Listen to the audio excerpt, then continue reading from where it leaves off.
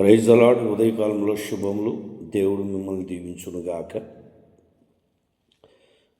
వాక్యం చదువుకుందాం. మార్కు సువార్త 5వ అధ్యాయం 34వ వచనం. అందుకు ఆయన, కుమారి, నీ విశ్వాసము నిన్ను స్వస్థపరచును, సమాధాన గలదనివై పొమ్ము, నీ బాధ నివారణై నీకు స్వస్థత కలుగునుగాక అని ఆమెతో చెప్పాను.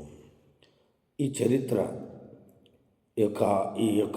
అంటే చరిత్ర కన్నా ఈ జరిగిన సంఘటన అద్భుతంగా ఈ రక్తస్రావం గల స్త్రీ యొక్క బాధ, వేదన, 12 సంవత్సరాలు ఎంత వేదన పడ్డదో, ఎంత భయంకరమైన బాధ అనుభవించిందో కదా. ఆ బాధ, నొప్పి ఉన్నవారికి అర్థమవుతుంది. కానీ ఎప్పుడైతే యేసుక్రీస్తు గురించి విని ఆయన పంచవస్త్రం ముట్టుకుంటే చాలు అనుకొని ఆయన దగ్గరికి వెళ్ళి సాగిలపడినట్లుగా, ఆ వస్త్రం ముట్టుకున్నట్లుగా మనం చూస్తాం.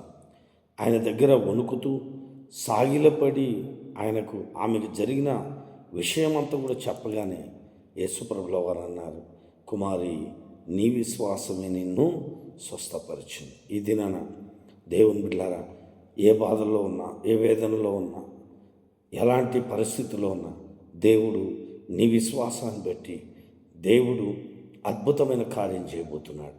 నీ నమ్మకాన్ని బట్టి, విశ్వాసాన్ని బట్టి నీకు స్వస్థపరచబోతున్నాడు. నీకు సమాధానం, శాంతితో నింపబోతున్నాడు.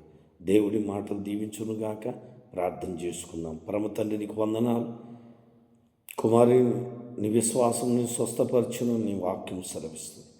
ప్రభా, ఇంటున్న ప్రతి బిడ్డను మీరు దర్శించి దీవించండి. అనారోగ్యంతో, బాధతో, వేదంతో ఉన్న ప్రతి బిడ్డను స్వస్థపరిచి గొప్ప మేలు చేయమని, ఈ ఉదయకాలంలో అద్భుతం జరిగించమని యేసు నామములో అడుగుచున్నాం తండ్రి. ఆమెన్. God bless you. దేవుడు మిమ్మల్ని దీవించునుగాక. ఆమెన్.